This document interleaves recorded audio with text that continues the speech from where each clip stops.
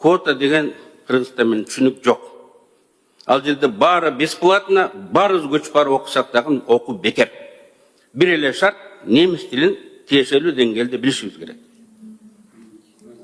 Болгон, немис тилин бил, бар окуй бер. Стипендия да берет кээ бир жерде. Эгер ауыз билдингке барсаңыз, айына $1200 евро стипендия берет, жаткан арзан жериңди берет, $250 техникалык кесип алсаңыз болот. Болгон тил билиш керек. Эми тилди билиш үчүн биз мектепте тил өтүшүбүз керек. Мен Өзбекстанда айтып коем, министр турат. Урматтуу депутаттар.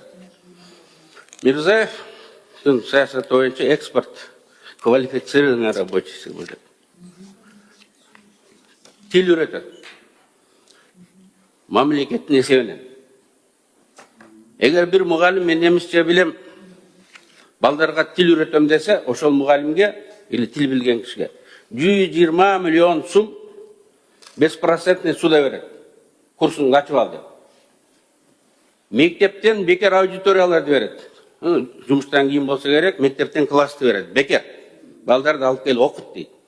120 миллион сум 5% кредит берет. Балдар акча төлөп окуйт, бирок 2 ай төлөсө бала, мамлекет 6 ай төлөп берет. 2 ай чыдап ата-энеси төлөсө, калган 6 айын мамлекет төлөп берет. Мына ошентип окутуп, Европа башка жака Россиядан алып качып жөнөтүп олтурат. Ошон үчүн Өзбекстанга былтыр 19 миллиард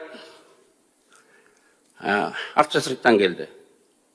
Мурунку жылы 14 болгон. 30%, 25-30%ке көбөйдү. Анткени алар диверсификация болуп, айлык акысы көп өлкөгө, Южный Кореяга, Европага ушундай жөнөтүп атат. Эгер биздин балдар Германиядан билим бекер алабыз десе, болгону мектепте немис тилин окуш керек. Бирок бизде былтыркы кабыл алынган программа боюнча немис тили мектеп программасынан чыгарылды. Мамлекеттин эсебинен бекер немис тили Кыргызстанда окутулбайт. Казакстанда окутулат, Өзбекстанда окутулат, Тажикстанда окутулат. Кыргызстанда бекер мамлекеттин эсебинен бир балага дагы немис тилин үйрөтпөйт. Мектеп программасынан чыгарылды. Мен окуу билим алуу Германия деген бар, жеке ата-эненин мойнуна түшүп атат. Германияга барсак деген жаштар абдан көп. Бирок тилекке каршы кырдаал ушундай.